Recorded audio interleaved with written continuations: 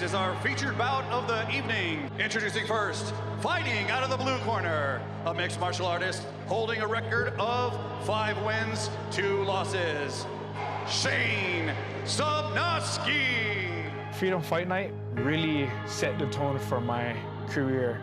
And introducing his opponent, fighting out of Extreme Couture in Las Vegas, Nevada, by way of Honolulu, Hawaii, Thai Savage Gwerder. It'll give me the opportunity to maybe even broaden my horizon in this sport or even climb to the next level. So, you know, I got tired of school, I quit football. A buddy of mine that I was living with at the time said, I bet you couldn't even make MMA practice. I'm like, what do you mean? It's not that hard. Oh, it's way harder than football. I said, okay. So I go to MMA practice up in Amarillo. And I started training with them guys, and I kept doing it. Then one day, hey, Shane, you want to fight? I'm like, sure, why not? The rules in the back, you are expected to Referee in charge, giving the final instructions to our fighters. This middleweight contest sees Shane Sobnosky representing Team Ortiz in the black and purple shorts, blue corner, taking on the Savage Thai Gwerder representing Team Vader, black shorts, red corner. Do not blink. Set and ready, scheduled for 3 5-minute rounds here at Freedom Fight Night 2. Me, Brian Lacey, alongside Frank Mir calling the action. And there's that footwork. Oh, the high kick coming in early. And the left hand's dropped him. The left, he's his butt. Oh my goodness, Shane Sobnosky reacts and gets the finish. What a fight, what a way to respond to the savage attack from Thai Gwerder. Shane Sobnosky! I contemplated retiring after getting knocked out. When I first won, Freedom Fight Night asked me, do I want a rematch? And I said no. Having the opportunity to fight Shane again and possibly get this one back really will put my heart at ease because I know I'm much better than the performance that I shown. I came out firing, dropped him in 10 seconds, and only to be knocked out. That put me at a 3-fight skid. Till this day, that still drives me insane that I got knocked out after dropping somebody because I got careless. Is winning the tournament compared to possibly having that rematch with Shane Sobnosky, who's here watching right now? He got a little more footage to see on me. We all know that first time was a fluke. It's a fluke, but the physics behind it, it worked, and he clutched. He froze. Go in there, you think you're about to get the finish, and fate pulls one on you. I started this camp a little earlier than I usually do because I wanted to give myself the best possible path to victory. I didn't want to leave any stones left unturned. And you know, being that Shane was the only person that ever knocked me out in my whole career really drove me to train extra hard this camp. I'm thrilled to rematch. Originally, when they all tried to set the bracket up, some stuff happened, fighters fell out, this and that. It's not just a rematch. And now he has 2 wins under him. I have 3 wins since I fought him. It doesn't matter, we're still getting that rematch they wanted. Just a little earlier than I wish. I get to show the world that that first fight was a fluke. All I can say is I hope he's training hard. I hope he's grinding it out because he's gonna see somebody different come to August 12th.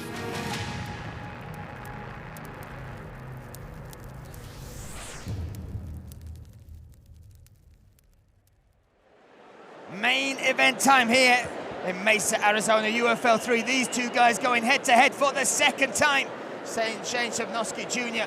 taking on Thai Savage Gwerder. Gwerder looking for revenge. Sobnosky looking to establish himself and his place in the finals. Let's welcome the fighters.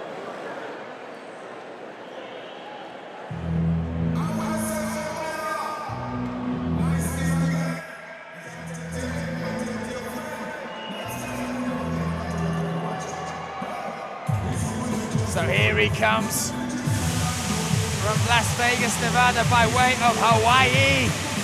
Thai Savage Gwerder, 28 years of age, and a man who has had many fights, many important bouts, many important moments in his career. But Frank, maybe none as important as this. This was a rematch he has wanted for a long time. It was a fight and a knockout that almost saw him retire from the sport. He sat so badly with him. That lost it in question. Is this what I need to be doing? Is this what I should be doing? Giving up and sacrificing all this time, my body, my energy. And then he came back to the sport. He came back and he fought Dan Hubert in the quarterfinals and got an emphatic finish. Was in trouble in round one. Came back and got a devastating KO and then earned his shot at Shane Sobnosky Jr. again.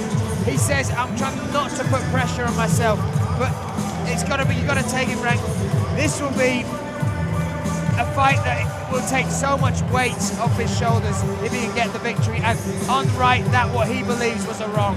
Absolutely. It's a great opportunity that we've afforded him to be able to go back there and avenge a loss the way he had. It was such a devastating loss for him because he was on the brink of victory. He dropped, landed a major shot, had Shane down. Shane put one hand down. He goes in for the finish. He feels it just to be the coup de grace, just the, the icing on the cake. Boom! Next thing you know, he wakes up on the mat, looking up. He sat on the cage probably for 2 or 3 minutes. I remember staring at him when they're trying to introduce, in denial of what happened. He had such a hard time, but now he gets to come back here and face that demon and really go ahead and slay it. So here we go. Ty Savage Gwerder is inside the UFL cage, back in the arena where it happened. Time to welcome the one, the only Shane Sobnosky Jr.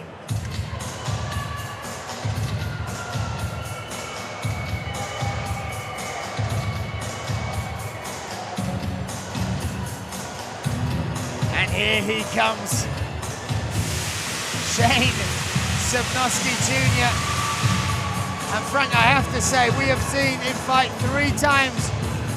Once in Freedom Fight Night, twice in the UFL, and he is in the best shape. He looks like a different athlete, not a different fighter, a different athlete. He has spent a lot of his camp outside and coming over here and training at the lab on top of the training he does over in Harbinger in Texas. He really has become, you know, a star in this promotion, an unexpected star. His unorthodox or unique personality has really captured the hearts, the minds of the promoters, the fans, and then on top of that, boy, can he fight. He's finished Ty Gwerder once. The last fight against Tyler Ray, that is an elite wrestler, and he won that fight in impressive fashion. It was close for sure, but he is one fight you look at and you think, oh, there's ways to beat him, but inside the cage, he is just different, right? It feels like people can't figure him out. I think Shane was somebody who really loved the fight. He did it because it was a passion, but it wasn't his primary goal in life, and that's how he trained for it. That it was, you know, like a guy who likes to hunt. You're not gonna quit your job and become a professional hunter, right? It's like, oh, I do that on my off time after I go to work. And that's where Shane really had in MMA, I feel like, for his first 6 fights. I think after that Ty Gwerder fight, he saw the opportunity UFL had here to offer him and felt a little bit what it was like to be a main event guy. He's really made this his job now. That's how he faces it, how he trains it. When he shows up, it's something that he does now 24/7. Not just a passion, but now it's also his full-time career he's devoted himself to. Both inside the cage, set and ready for our main event of the evening. To get it underway, let's hand it to the man with the mic, Mr. Michael Bale. Ladies and gentlemen, it is now time for the main event of the evening. This will be the semifinal for the UFL Welterweight Grand Prix, scheduled for 3 5-minute rounds. So before we get the action started, I have one more thing to say. Mesa, Arizona, are you ready? Introducing first, fighting out of the blue corner. He stands 6 feet 1 inches tall, official weight 185.7 pounds. He has a professional record of 6 wins, 4 losses. Fighting out of Las Vegas, Nevada, let's welcome Ty Savage Gwerder. And now his opponent across the cage, fighting out of the red corner. He stands 6 feet 1 inches tall, official weight 185.7 pounds. He has a professional record of 8 wins, 2 losses. Fighting out of Santa Fe, Texas, let's welcome the entertainer, Shane Sobnosky Jr. is the referee in charge, Ryan Rogaden, to give the instructions. All right, fighters, we went over your instructions in the back. Protect yourselves at all times. Obey my commands at all times. Touch gloves now if you wish. Come out swinging. Those are just numbers. This is our main event of the evening. This, the middleweight Grand Prix semi-final. We'll see Tai Savage Gwerder look for revenge, look to reclaim that win against Shane Michael Sobnosky Jr. Sobnosky Jr. in the red corner. Purple and black shorts taking on Tai Gwerder in the black and white shorts.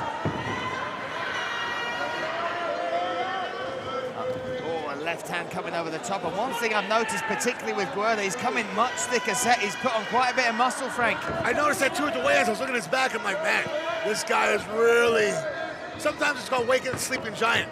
He took things seriously, but knowing that he had this fight, what it means to him, he's getting 2 victories in one night if he can win. Because the other fight, he can now call it a fluke if he wins. If he loses again, it's like 2 losses in one night. It validates the knockout that happened last time. Gwerder tried that spinning attack. Sobnosky's got that kind of elusive footwork, almost Dominic Cruz-esque style. Entries and movement, right? He skips in, he gets his heels in, and gets his hips under him in a very strange way. But while he does it, he actually loads up. Oh, that left hand. That left hand was sweet. Sobnosky smiled, but connected, Frank.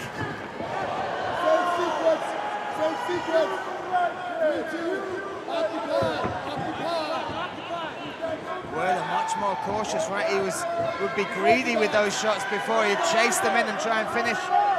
You've got to learn. You win and you learn, Frank, and it looks like Gwerder has certainly made those sort of mental adjustments in that capacity. Well, it made him mortal. He realized, hey, if I run into a shot, I can get dropped too. Sometimes young fighters, we don't realize that we're mortal. You go out there and go, yeah, not me, until it happens. And then it gives you a healthy respect for the guy in front of you. It just, you have to make it where it doesn't cripple you, and then you lose your nerve. There's a fine line you got to walk where it's like the healthy fear of respect, but not of arrogance where you just walk through things and then there's openings that end up ending the night too soon. First 2 minutes down, we have already far surpassed the length of the fight, the first contest back at Freedom Fight Night 2. I'm curious now, Tai, you said, like, you see his power and explosion. He's distinctively more muscular than he was last time. I wonder what he's gonna do for his cardio. Carry a little bit of extra weight, moving around. I mean, there's no free lunch. You take something from one area to add somewhere else, it changes things. Oh, Shane Sobnosky answers. You see Tai Gwerder loading that left hand, really cocking that, trying to fire that down the pipe. He pivoted off and hit with left hook. Oh! Look at that snapping kick to the lead, the smile from Tai Gwerder there. He's landed a straight left hand off it. I think he actually hurt Tai with that shot. Nice frame. Against the cage. Oh, uppercut. Nice uppercut. What a fight, Frank. What a main event we have here at UFL 3. And those entries are so unorthodox. He blitzes forward, keeps his feet under him. A lot of guys, when they come forward, they lead with their head. There are times he does do that, and that's where he gets caught with shots. There are other times where he's able to just blitz forward with his hips under him and lands great shots off angle. Oh, straight to the body. Oh, spinning heel kick there, Frank. Oof. Just clipped the forehead there of Shane Sobnosky. Oh, a slip. Look at that, wow! Wow, the pickup and now trying to take the back. He's wrapped the leg there. Wow, you saw the power there. The Tai's able to go. He threw him off with a leg slip, driving that hip forward. The hook was in there by Shane, but it drove him off. Nope, little ankle flopper. Those kicks to the legs might have an effect. Oh. Yep. You saw that, actually, that means Shane saw it too. There was a wobble in Tai's lead leg. And Shane started attacking it immediately. 45 seconds in an electric first round that is left. No, this looks like it's fight of the night now. 30 seconds, how about optics here? Optics! Switching stance, moving forward. Now Shane looking to come in for the clinch. And that shot didn't necessarily make it, but wow, it keeps him unpredictable, unorthodox. It makes it harder for Ty to figure out do I change levels or do I block punches? And now you see the cardio of Shane really just coming to, Ty's tilting his head back and breathing a little bit harder. Oh, look at the distance he covers, Frank. Oh! Nice shots there. Crazy output. We saw it in the Tyler Ray fight as well. The pace he keeps He does. Shane keeps a crazy pace, moving forward. And I'll hear people talk to me about him and go, hey, he's doing this wrong, he's doing that wrong. I'm all, well, he's successful with it. You can't sit there and say it's wrong when it's successful. You might not understand it. He might be breaking principles, but he's applying other principles that are working for him. Ty Gwerder taking some instruction there as well. And Ty is so powerful, even the spinning kicks. He connected with a couple of big headshots, Frank, but Shane Sobnosky managed to weather that storm. And we're gonna have a little look back at some of the action. Talk us through this, the first round, Frank. Now here you see just the ability of Shane just to keep pressure on, changing angles, a side kick off the back leg, spinning back fist. He's so unpredictable. There he did a slip-in lead elbow. It's hard to tell what he's about to throw at you. He's unpredictable as about any fighter I've ever seen. But Ty's trying to stick to the basics, good foundation. He tries to wait till after the unpredictability of the onslaught, and then when Shane doesn't move back out of range, Ty's trying to land that left hand to finish him. So off we go again, round number 2 here, scheduled for 3 5-minute rounds. Sobnosky, in the red corner, Gwerder in the blue. Oh, nice left hand, straight shots there from Ty. The basics there for Ty is what's working for him. Fundamental foundations of keeping a stance on the angle and then firing that left hand off balance, on balance.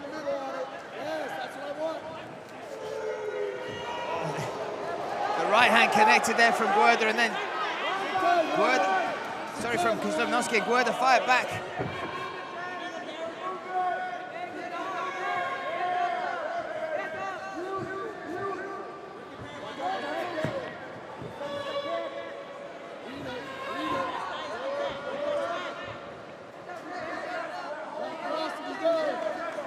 Shane's switching stances and blitzing. They call it like a false step. It's able to accelerate forward, but then he kicks off of it.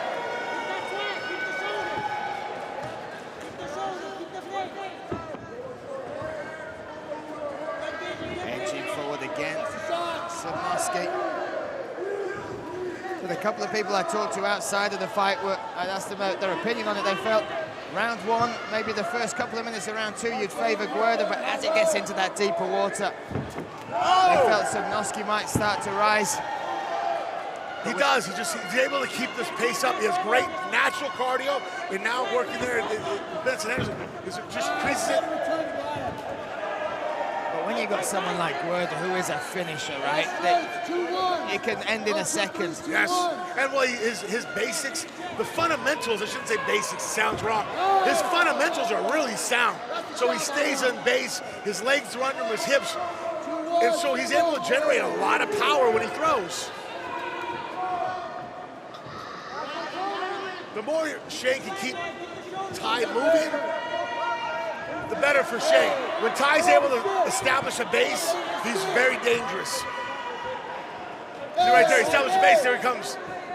Shane needs to be able to keep him moving, and vice versa.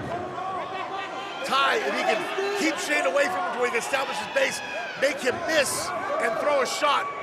Blocking 2 and 3 is not a good idea. He needs to block 1 and throw back. Ty Gwerder, a little shake of the finger there. And there will be one very eager person outside the cage watching this, Ryan Loader.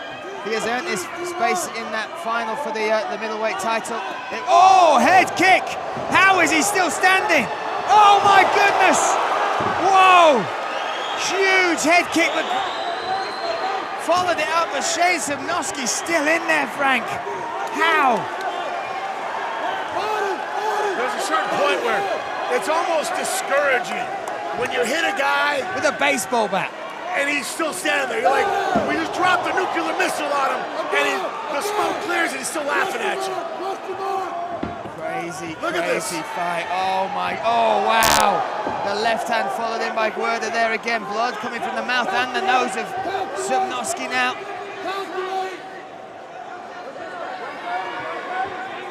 The noise of that head kick, Frank. It was the shin that connected as well. It wasn't like the foot just slapped across. And again, I'd rather be tied in a situation with the shots landed. But this is also hard for him. He's losing a lot of energy, and he's hitting a guy who's still there, hitting him back. He's obviously causing damage, but most people wouldn't have survived the shots that Sobnosky just took. And Ty has to stay focused, realize he's doing everything right. Don't get discouraged that this guy's still there, just keep doing it. Inside the final minute of round number 2 now. Oh, look at that stepping knee. He read that entry from Sobnosky. Much cleaner work from Ty Gwerder in round 2. His fundamentals are just coming out. He's able to keep on base better. It's less energy expenditure. That's the thing about Sobnosky's style. It takes a lot of energy to fight the way he fights. Now he's got blood coming out of his nose and mouth. That mouth is open as well, Frank. Look at that. And still pushing and landing shots. He's got Ty moving back. Oh, that lead leg has gone back to it for the first time. Snaps that in.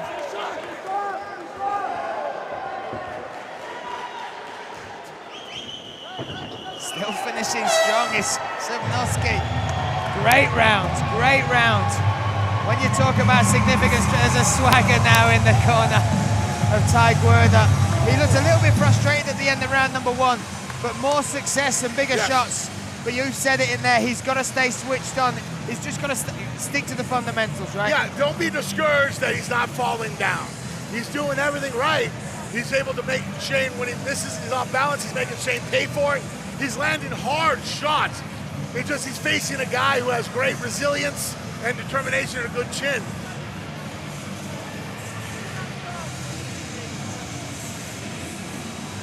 There we go, we step into the 3rd and final round, not just of this fight, but of UFL 3. One place up for grabs in the finals December 16th. That will be to see who fights Ryan Loader.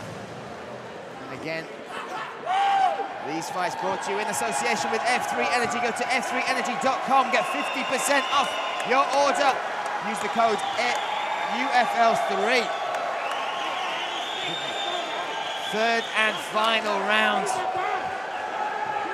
What a main event this has been.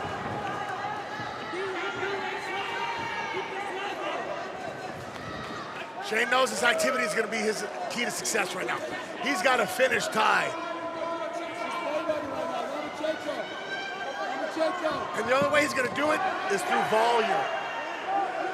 He's just going to have to just keep throwing, but with Pace, that, volume, pressure, right? That's what he has, but through that, he has to make sure he doesn't get put to sleep. One of these, he has a great chin, but even the best guys with best chin, eventually it's going to falter. Oh, look, we talked about Ty carrying that extra muscle. He's carrying it well, Frank. We're in round number 3. Look at the pop on the shots, the movement. Yeah, there's no way. I mean, if he can withstand this pace with Shane, he's in shape.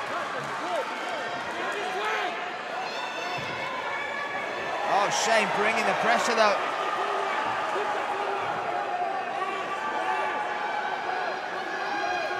A real explosive, exquisite fight between these two as our main event here. Shane made him miss and fired off a right hand, hurt. Oh, nice kick.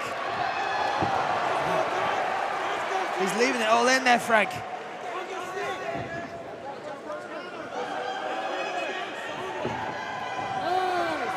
He throws his hooks real short, right? He kind of closes the distance. Yeah, he switches stance and blitzes, so he's throwing a cross on the way in. But then his hips loaded, and he's able to step off angle with that hook punch. And it's short and fast. But it has all his weight running behind it. He's basically running at you when he's throwing some of these punches.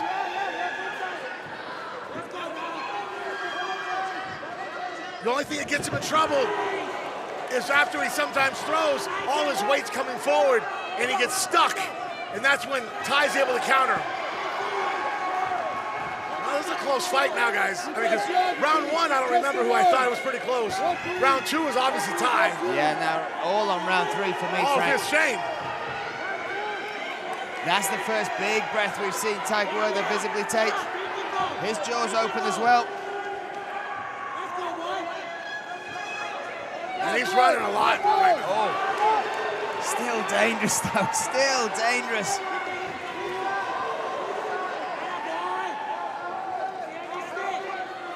I popped his head back with 2 jabs right there. Oh, and again, digs into that lead leg, the Sobnosky.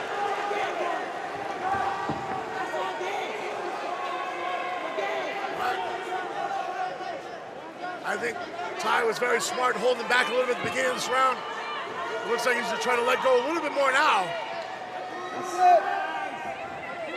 Final 2 minutes of this middleweight Grand Prix. Oh, look at the takedown, mixing it up. That's huge. That's a nice move there from Sobnosky Jr. Oh, he's stepping over the ankles. He gets that wrist, we're going to be in trouble. Oh, his right hand's going behind. If he can power himself up. Gwerder trying to make his way back. Look at that, he's great behind the leg as well. Oh, he's gone over too high. Somehow Shane's still holding on. Good job of Ty grabbing the head and pull him off. Oh, he's trying to reverse him. Whoa! What a fight. Somehow Ty Gwerder ends up on top. Now Shane Sobnosky escapes and they're back to their feet. Off we go, 1 minute, 10 seconds left. This Legacy Park is alight.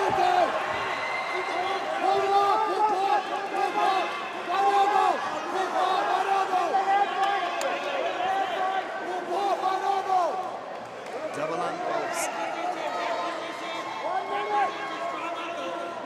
What a battle of attrition right now. Really? Neither guy has anything more physically. This is all mental.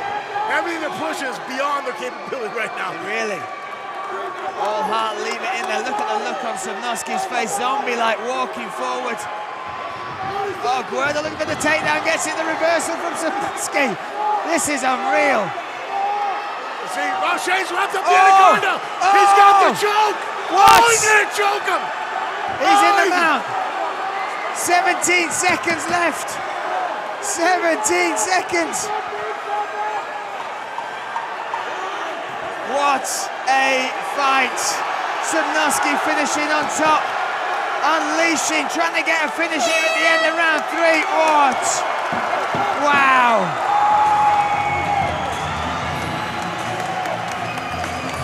Wow. That is why that was our main event. We waited over a year for that rematch.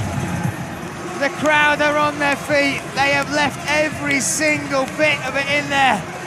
We need 5-round fights. We need 5-round fights. If that was a 5-round fight. Crazy fight, crazy fight. That is something else. That is something special. They will live and remember that till the day they die, right? I'm just curious who's won this fight. The judges are the ones that will decide who will face Ryan Loader in our middleweight Grand Prix final. Let's take a look back at some of the action. It was an unreal battle. So we're going to absorb just the atmosphere in the cage. Benson Henderson in the corner of Shane Sobnosky there. And this is the scramble. Look at the reversal. The butterfly hook in there turns him over. Ty Gwerder tries to keep hold of him here on top. Look at this, just all heart, all attrition, and then this is the end of the fight. The full mount piling down, ground and pound.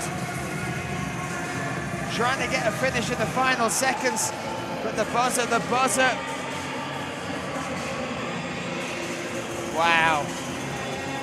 Which way will it go? This has been a special evening, but a special main event indeed. We had the great battle between Luan Davis and Ryan Loader. That could have been fight of the night. Then the middleweights at the main event stepped up, and look at that. That's what it's all about, respect. They have shared part of each other in that cage that 99.999% of the human race will never fully understand. But my goodness, we stand on our feet. We are grateful for the performance. We await the results.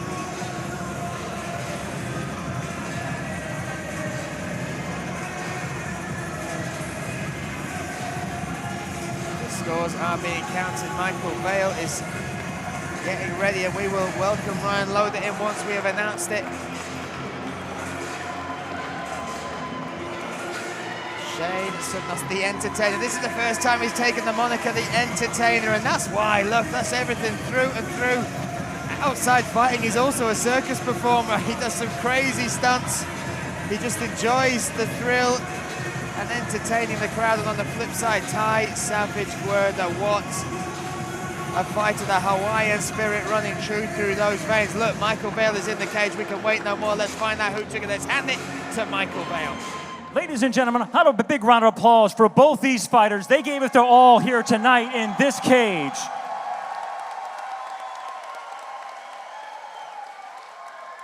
After 3 rounds of action, we go to the judges' scorecards. Judge Sean Dallas Davis scores the bout 29-28. He sees it for Gwerder.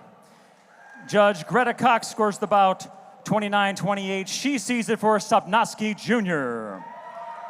And Judge Eric Curcio scores the bout 29-28 for your winner by split decision, and now moves on to the finals of the UFL Welterweight Grand Prix. Ty Savage Gwerder.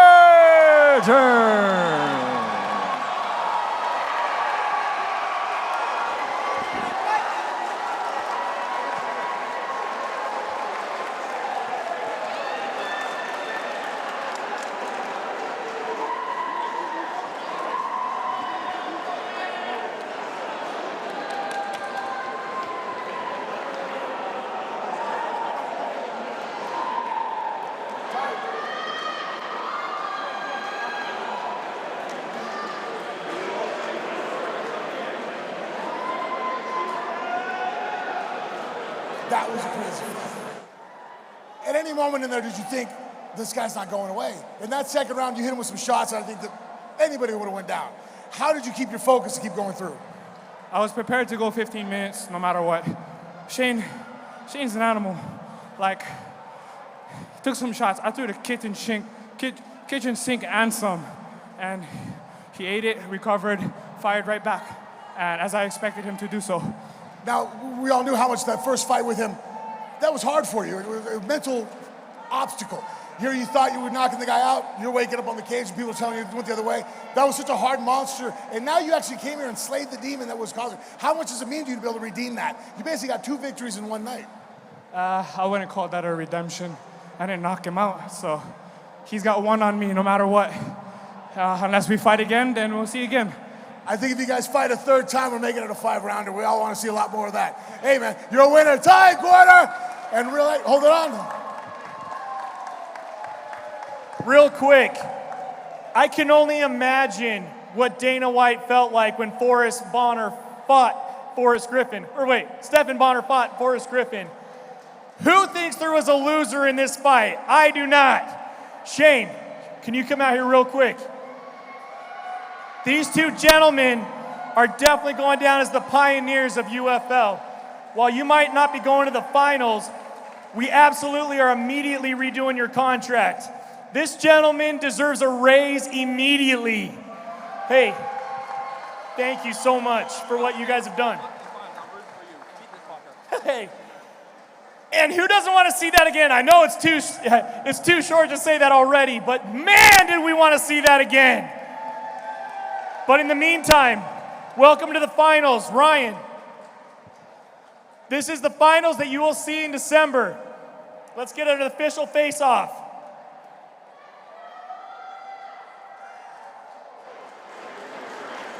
Congratulations to you both. Good luck, brother. Hey, thank you so much. Hey. Anything you wanted to say? Hey, that concludes it, guys. Oh, you want to? Please. All I ask everybody here, if, it's a lot to ask, whatever you guys can give, I'd really greatly appreciate you guys. Little donations to Maui back home. My home is under fire, land being taken from the natives, and I'm here fighting, living my dream. If I can ask for just a little bit from you guys, I would greatly appreciate it with all my heart. Enjoy your night, everyone.